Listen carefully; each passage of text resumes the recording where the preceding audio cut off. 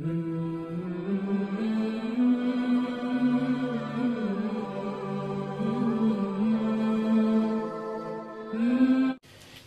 मिलादुन्नबी सल्लल्लाहु अलैहि वसल्लम की हकीकत क्या है, ज़रूरत क्या है और तकाज़े क्या हैं, इस हवाले से कुछ गुजारिशात उन्वाने गुफ्तगू रहेंगी। दुआ है अल्लाह तबारक व तआला अपनी नाराज़गी वाले जुमले से महफूज फरमाए, अपनी रज़ा वाली बात करने की तौफ़ीक अता फरमाए। अज़ीज़ भाइयों, कुरान मजीद फ़ुरक़ान हमीद ने इरशाद फरमाया, कुल बिफ़ज़लिल्लाह, ए महबूब आप फरमा दें जब अल्लाह का फ़ज़ल मिले, व बिरहमतिही और उसकी रहमत मिले, व बिज़ालिका फ़लयफ़रहू, तो इन्हें चाहिए कि खुशी का इजहार करें। सूरह यूनुस की आयत नंबर 58 है। जब अल्लाह का फ़ज़ल और उसकी रहमत मिले तो खुशी का इजहार करो, खुशी का। इस्लाम मुसर्रतों का दीन है, खुशियों का दीन है। नबी पाक सैयद आलम सल्लल्लाहु ताला अलैहि वसल्लम की मुस्कुराहट के अंदर वो हुस्न था कि कायनात सारी हुजूर की मुस्कुराहट की वजह से ही मुस्कुरा रही है। हज़रत जरीर इब्ने अब्दुल्ला रदी अल्लाह ताला अन्हु हुजूर के सहाबी हैं। वो फरमाते हैं कि जब हुजूर मदीना तय्यबा तशरीफ़ लाए तो मैं मुलाकात के लिए हाजिर हुआ। पहले दिन मैं हुजूर से मिला तो नबी पाक मुस्कुरा रहे थे। फिर 10 साल मैं हुजूर को देखता रहा और हुजूर के विसाल से चंद दिन पहले मेरी जो आखिरी मुलाकात हुई तो उसमें भी मैंने अपने नबी को मुस्कुराते ही देखा है। और फाज़िल बरेलवी रहमतुल्लाह ताला अलैह ने तो इस तख़य्युल का और रंग में लिया है। वो कहते हैं हुजूर के मुस्कुराने से ही दुनिया मुस्कुराती है। फरमाते हैं जिसकी तस्की से रोते हुए हंस पड़े। जब हुजूर हल्का सा मुस्कुराते थे तो रोने वालों के दिल भी ठंडे हो जाया करते, गमज़दा लोग मुस्कुराते थे। हुजूर की खुशियां तकसीम करती थी। नबी पाक सल्लल्लाहु अलैहि वसल्लम का मुस्कुराना उम्मत के दिलों को ठंडा करता था। फरमाया जिसकी तस्की से रोते हुए हंस पड़े उस तबस्सुम की आदत पे लाखों सलाम। और फरमाया ये नहीं था कि हुजूर बड़े तकल्लुफ से मुस्कुराते थे, हुजूर की तो आदत थी उस तबस्सुम की आदत पे लाखों सलाम, मुस्कुराते रहना, खुशी का इज़हार। इस्लाम बहुत सारी चीज़ों का इंसान को पाबंद करता है, हुदूद व कुयूद में रहने का हुक्म देता है। सहाबा किराम अलैहिम रिदवान के यहाँ शादी के मौके पर बारात लेकर के जाने का कोई रिवाज नहीं था।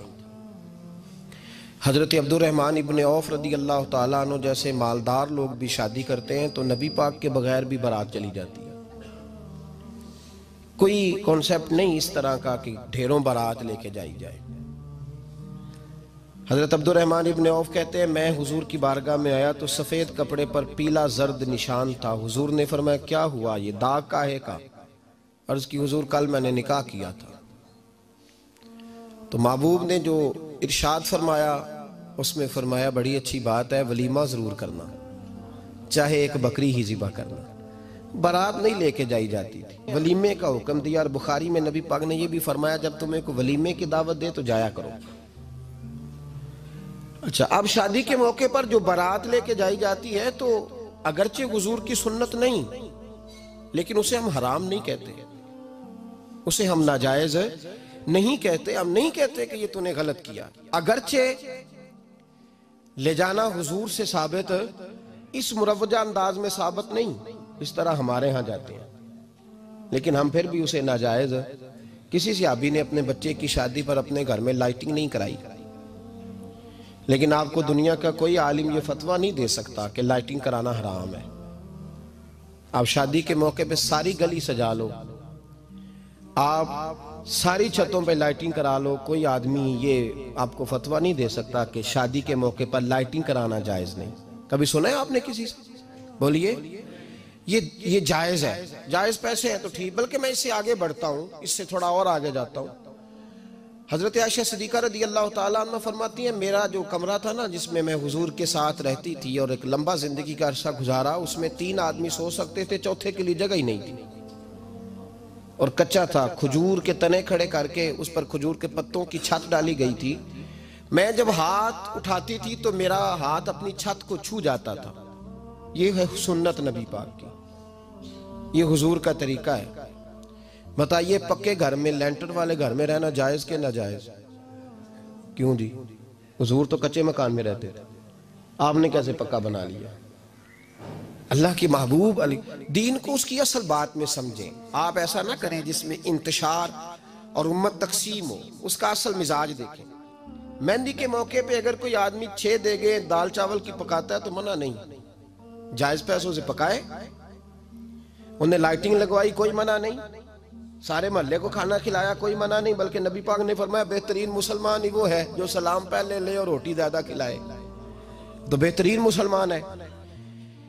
नाजायज क्या है? नाजायज है शादी के मौके पर बैंड बाजा बजाना, उसमें रक्स करना, उसमें भंगड़े डालना, औरतों मर्दों का इख्तलात होना, औरतों की मूवी बनाना, ये चीजें नाजायज है। तो जो नाजायज है उस पर पाबंदी लगाई जाएगी, जो जायज है उसके बारे में ये कहा जाएगा कि भाई एहतियात की जाए, सुन्नत की तरफ देखा जाए तो बेहतर यही है। लेकिन अगर कोई किसी आदमी के पास जायज पैसे हों, वो 100 कनाल के घर में रहे, अगरचे सुन्नत ये नहीं, पर ये तो कोई फतवा नहीं ना दे सकता कि हराम है तेरा 100 कनाल के घर में रहना, क्या है फतवा कहीं आपने सुना?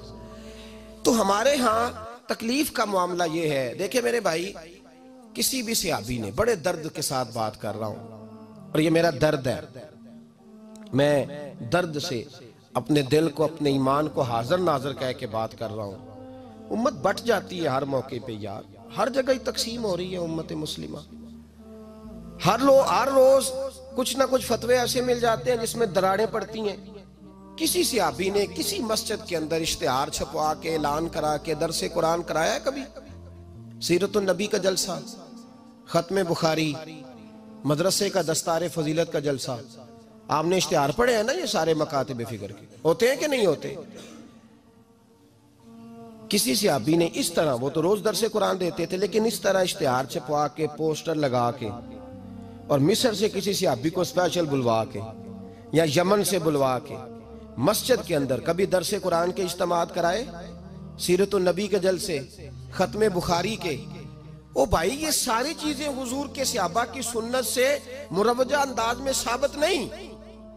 मुझे बता मेरे भाई, मैं दर्द के साथ तुझसे सवाल करता हूं कि सीरतुन नबी के जलसे में तू पेशावर से मौलाना बुलाए, पिंडी से बुलाए, तू गुजरात और कराची से लोगों को बुला करके अगर सीरत का जलसा कराए और तू उसमें एक आदमी को कराची से बुलवाया जा रहा है तो तूने उसको 20,000 की टिकट भी दी और इश्तिहार पे भी जलसे पे खर्च हुआ, फिर लंगर भी पका, खाना भी तूने खिलाया, ना तुझे कोई बेवा याद आई, ना तुझे कोई मिस्कीन याद आया, ना तुझे कोई गरीब याद आया?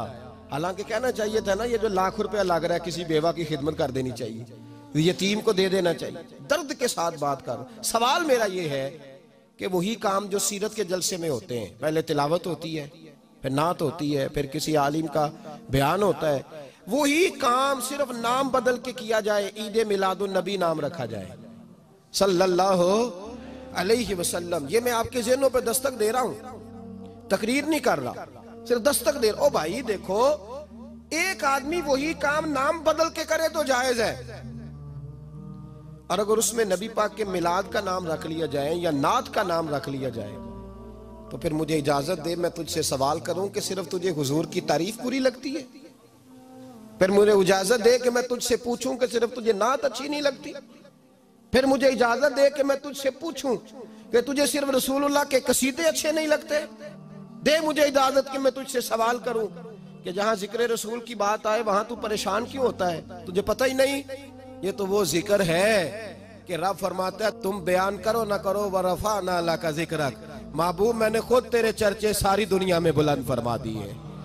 और नबी पाक ने पूछा हजरत जिब्रील से कि चल जिब्रील तू बता, मेरी उम्मत को पता चले रब ने मेरा जिक्र कैसे बुलंद किया है।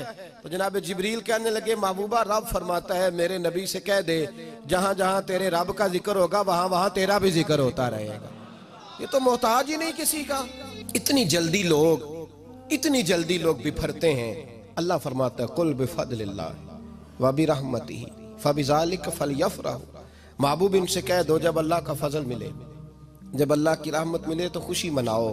तेरा नहीं मुझे पता, मुझे तेरा नहीं पता, लेकिन मुझसे अगर तू पूछे तो कायनात में रब का सबसे बड़ा फजल भी मोहम्मद मुस्तफ़ा ही है और सबसे बड़ी रहमत भी मोहम्मद मुस्तफ़ा ही है। वो दो आलम की रहमत थे, वो जहां चाहते वहीं रहते। ये तो उनकी मेहरबानी है कि ये आलम पसंद आया।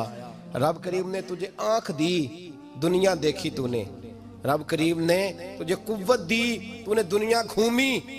और फिर रब ने तुझे बेटे दिए तो मीठा मेवा, और बेटियां दी तो तेरे लिए बाइसे करम। तेरी छाती पे बच्चे चढ़े तो तूने कहा सबसे बड़ी नेमत यही है।